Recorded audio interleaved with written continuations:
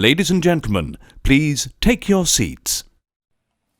You know, it's getting more and more amazing what they're doing in the world of animation these days, and if you're within the sound of my voice, that must mean you are in the seats with once more. As always, my name is Dave Voigt, and I'm the host of this podcast where we sit down with a wide-ranging variety of industry professionals, and we pick their brain about current projects, state of the industry, how they got started, and so very much more, in a light and conversational fashion. And if you like how we do things around here, I'm going to go out on a limb and assume that you do because you're listening right now.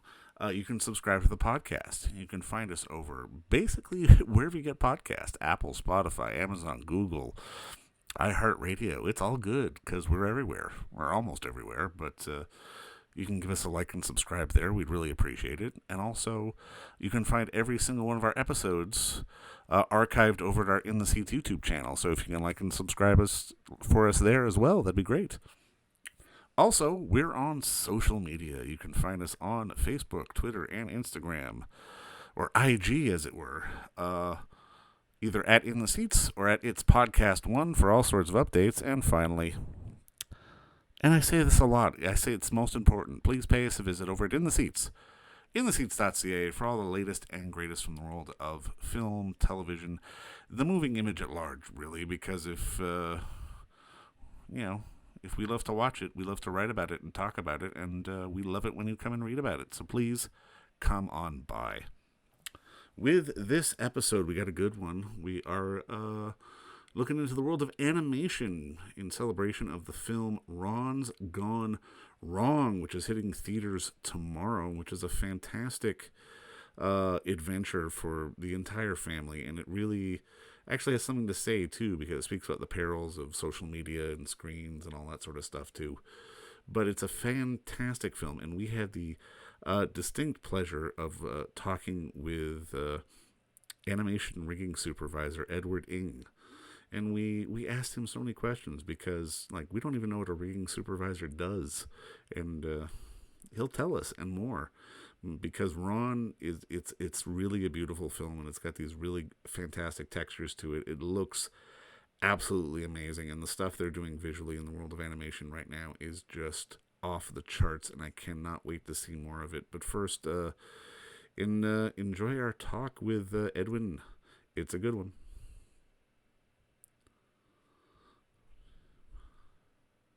Well, I mean, obviously, first off, just thank you for the time today, man. I really appreciate this. Oh, no worries. Now, I mean, congratulations on the movie, man. I really loved it. Now, I guess my first question, and this might be a dumb question, but bear with me. Whenever, I find that general audiences, whenever they'll watch an animated film, they'll love it, but then they'll see the credits roll and they won't understand half of the job titles. Oh.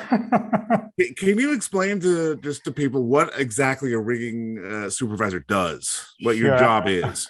I'm gonna have to be honest, most of my friends and my wife probably doesn't know what I really do. So I'm gonna try to explain as best I can. One of these feature films takes about 3 years to do from front to end. That's not including the creative, like screenwriting and character design, just production alone. And generally about 300 people will work on one of these films. And in some cases, they're very specialized, especially in a large project like this. So our role is our department is one of the smallest one that we have. And it's a very specialized group that we work with. Essentially, what happens is there's a department a bunch of artists that creates the shell of the character from the design that's the producer, directed that in 2D as a painting. Right. They transition into a three-dimensional model they can spin around and see. Okay. But it's a static shell. In other words, like a statue that doesn't move at all.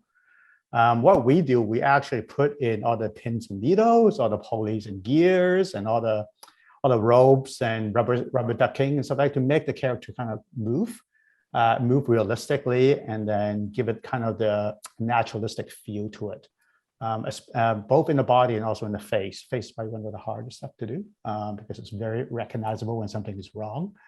So we essentially put the controls and also kind of make the shape to look correct. Okay. And we pass it off to animators who then pose them to make it look like they're, acting. Okay, so if I was thinking of this as a marionette, you're installing the strings. Yeah, we're kind of the puppet maker. Okay, cool. All right. Yeah. Now, I'm curious because, I mean, when watching the film, I was so struck by Just I guess maybe the texture of the film. Like there were Mhm. elements of it that looked almost photorealistic at times. I'm kind of curious, is that your department? Because I mean, I'm in watching the film, I was really amazed seeing sort of the level of detail. Like I said, not just necessarily like sometimes in the expression of characters, but just seeing like texture of skin or the texture of the side of a building or that kind of thing. It really stood out to me as something that I honestly haven't seen before. Oh, that's actually done by different departments, but we work quite closely together. Sometimes we'll represent, for example, you talk about skin, and with skin comes kind of wrinkles or fleshiness of the cheek, and they all work together with the color to give you the realism. Right to the part where the shell itself would have to have kind of a curvature to give you the right reflectiveness, right? Right. Where we kind of work together with this other department that does essentially painting. They're basically doing a three-dimensional painting Right. on the model itself and under various lighting conditions to make sure that it all works in daytime or nighttime or cloudy days or inside or artificial lights. And what we do is we do the other end. We kind of add the internal structure to it, and at the end, we both combine everything together to pass it on to the next department, so to speak. No, I'm just fascinated by that Oh, because I mean, yeah. it's really one of those things where you see it, and I mean, like you said, it takes 300 people to make a movie like this, and I mean, there are such detail put in just making sure that the character can smile, and then if the light Absolutely. shines hits him on the right side, it's going to reflect one way. If it's him on the left, it's going to reflect another way. When you got into this business, like what was your initial sort of step into this business? Were you an animator? Ah, Were you a cartoon guy, or was it just a question of more sort of computers and background, that kind of thing? no, I've been actually, I come from an architecture design side. So when I went through school, this stuff was just starting, and it was really, really difficult to get on into one of these workstations to kind of do these kind of like, like you said, the colors and the geometry and stuff like that. So I was working in interior and exhibit designs. And, in the old days, we used to just draw them with a drafting board and lines and set squares and stuff like that. So I got into computer when it's just starting out. And I took a course at Humber College way, way back in the late 80s, early 90s. And it was really, really hard to do those images back then. So after I kind of got excited, I went to Sheridan, really just to kind of further how I can build, I guess, virtual buildings or interiors and using computers and have do a walkthrough so it was more realistic. And when I finished, I thought, hey, why don't we just try animation for a little bit? And at that time, the industry just beginning to kind of grow. And I got lucky and I joined a small studio that was co-owned by William Shatner at that time. He just finished a very old series called Tech War. And they decided to kind of continue the special effects division. And a few partners got together along with Shatner to build this little studio. And I started there as like employee number 15 or so, and worked in a couple of Canadian series at that time. So that's how I kind of got into it. No, I mean, it's wild that you bring up architecture in terms of animation, but I mean, now the more that it's sort of spinning through my head, it feels like it's becoming more and more vital. How has sort of, I guess, architecture and geometry kind of changed the animation business over the years? I think there's a bit of convergence now. For example, it's interesting that one of the big departments in any of these films are actually a pseudo architecture department. All these environments that you see are actually built in 3 dimension, no different than an architectural firm would do.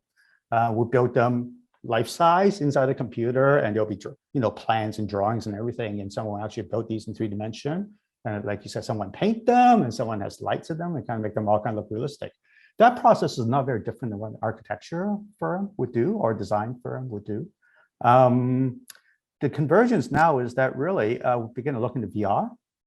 So in some of these films that we're doing, we're basically, instead of looking at a computer screen, the director and some of the main actor will actually put on a headset, so they're immersed in the environment and try to act out and direct where the characters will be positioned, where the door should be, where the window should be, and how the light will come through as someone's walking through the window, but all in the virtual space. And our friends in architecture still, they're doing exactly the same thing now. They're leading the clients through big buildings that projecting to do, and clients will say, let's make this room bigger and let's make this wall over here. And so they can actually kind of do it really, really quickly and have a more immersive experience rather than just doing a pencil line sketch or like a traditional painting or drawing. Now, in your department, I mean, I guess how much sort of creative sort of satisfaction or juice do you get? Because I mean, I've just from hearing you describe it all, it feels like you're very much in like the early phases of building a character. Like, you get a lot of any kind of leeway in terms of try stuff, or is it just a question of you have to follow a mold and then just build from there? We try to actually have a standard methodology to build something, just because these films are so big. We built like 65 to 80 characters on each one of these films. Yeah. So we do have a little, like a foundational build system, but especially with these animated films, they're very stylized. So it's not like where you're doing VFX, where you're doing the Marvel films, where you're trying to just match an actor's face. You have video references. They can do capture, they can capture the face and just kind of animate using the video capture as well. Here it's still very kind of traditional in a sense, where we still pose everything together, and no character are realistic. Usually they're kind of, you can see on Ron that they're very stylized. It's kind of a bit of an Aardman claymation feel with some kind of Pixar realism stuff in there as well. So a lot of that's very interpretive. So part of what we do is both kind of technical, where we have to understand a lot of mathematics and coding, but also you'll be able to read a two-dimensional drawing that you see in a traditional two-dimensional animation drawings, and trying to transition that into a three-dimensional entity, I guess, and see for example, what would Bugs Bunny look like in three-dimensional, right? Those are really big challenges, because everyone has already an idea what Bugs Bunny should look like, because we grew up watching in 2D. Right? What should it look like if you can actually see this Bugs Bunny in real life, kind of thing, right? So the same thing we have to Ron and Barney and stuff. We've seen a lot of two-dimensional paintings, but we don't really know what this character would look like. How would it really move? Does it move like a gawky teenager, or does it move like a jock or something like that? So that's part of what we do as well, that we work close with animation. No, I mean, I think that's why I really enjoyed Ron, because it does seem like this sort of collision of styles into sort of making this new one. And I mean, it's a lot of fun to watch. And I've got to ask, and I always ask this of people, like, is there a movie or like something in your earlier life that made you want to get into this business? Everyone usually asks that, and it's really hard for me, because I didn't really come in the animation route that a lot of people grew up just as an animator and stuff. I really most people would say they watch Star Wars and they want to get into this because Star Wars is the catalyst. I mean, I'm part of that group as well. First time you see Star Wars is incredible. But for me, I think what really got me excited is probably Blade Runner, the very first Blade Runner, in terms of how they would apply this kind of digital form, but in a realistic dystopian kind of feel to it. So that really kind of excited me. No, I mean, just to put a bow on this, like one of the other things I really pulled from Ron, like I said, just it feels like this collision of styles and really trying to make something that feels textural and unique. And I'm kind of curious, from your perspective, how do you think animation is evolving going forward? Because the more stuff we see, the more it looks different, it looks unique. Like we're really delving into areas that feel different visually. Oh, absolutely. I think we're in actually a really exciting time. In the last 20 years, I would say everything looks a bit like, Toy Story, right? Everyone trying to emulate Toy Stories or Shrek or, in some sense, Frozen and stuff like that. Now with Spider-Verse coming out, opens up a whole new area. Now, it's not just about the three-dimensionalness or the perfection of the style or the color or how good the lighting is, how realistic lighting is. Now it gives the directors and the art directors and everyone else a sense of, hey, we can be more than just a computer-looking thing. Now it's like we can now bring the human element of art into this media as well, and I think that's the most exciting part. The company I'm with right now is working on 4 projects. I think 3 of which are very stylized. It's not your traditional Iran kind of thing. So it's exciting. You get to do this, what we've been used to seeing with family entertainment like Ron, and also a very kind of ability to kind of veer off the traditional style of animation into something that's more stylistic and more personal. For sure, man. I'm looking forward to seeing what those projects unfurl. And you know what? Just thanks for the time today, and congrats on your work on Ron, man. It's a hell of a film. Thank you, David. Thanks for your time. And don't forget to visit our friends over at Bay Street Video for all your DVD, Blu-ray rental, or purchasing needs this summer, as they are still open for curbside and some mailing delivery as well. Over at 1172 Bay Street, Toronto, Ontario, Canada, you can give them a call at 416-964-9088. That's 416-964-9088. Or send them an email at baystreetvideoto@gmail.com for any of your DVD and Blu-ray needs.